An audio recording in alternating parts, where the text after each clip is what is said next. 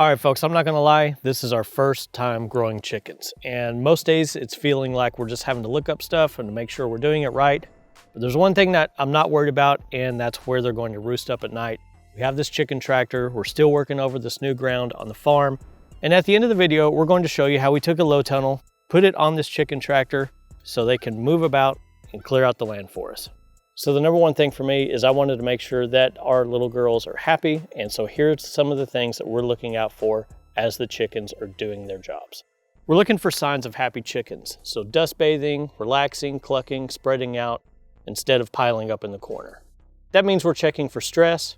So we're making sure that they're not pacing nonstop, they're not pecking out their feathers or panting with their wings out.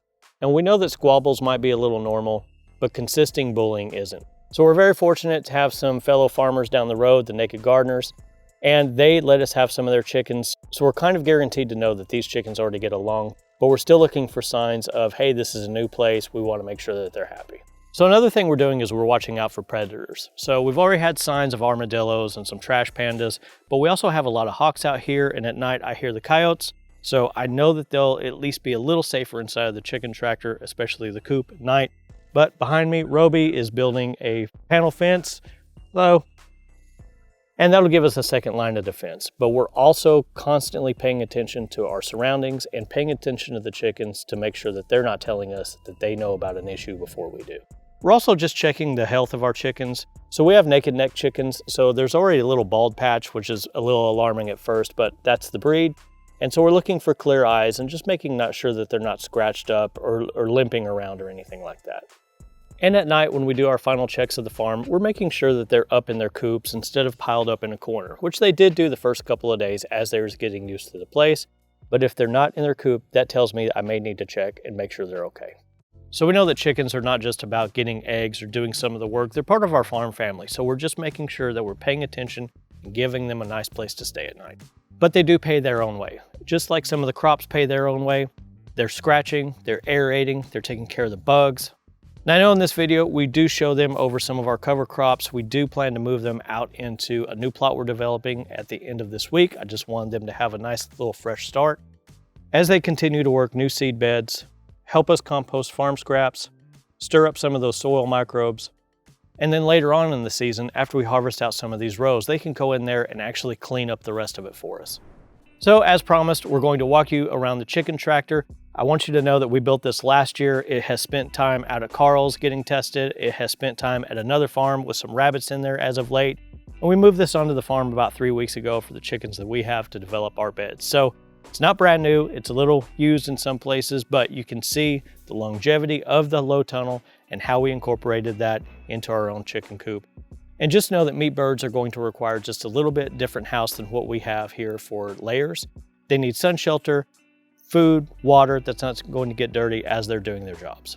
While the chicken coop, we have nesting boxes on either side, a little ramp up there, and a place for us to access, pull the eggs out, and clean out their water and things like that.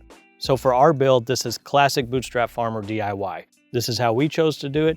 You are more than likely going to do it just a little bit different.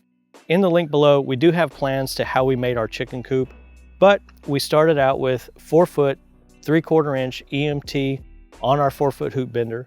We connected that with a piece of 3/4 inch straight EMT, and we connected those with 3/4 inch cross connectors for that DIY kit. We have a 2x6 frame going all the way around. We drilled 3/4 inch holes and put those in with a little bit of silicone to tighten it up. Built a 2x4 frame for the door, access door, in case we have to get chickens in. We're going to open that so they can come in and out at night. And then we wrapped everything with chicken wire. This also gives us a place to put frost blanket, shade cloth, any other thing that we think we might need during some of that frost and heat spells to keep the chickens safe and happy. All of the hardware that we used is readily available, so like this hook and latch, the hinges, the doors, the tires, the chicken wire, and the paint all comes from your favorite hardware store. And I will say this is probably oversized for the 3 chickens we have now, but you know, these things tend to multiply. And don't forget your vent.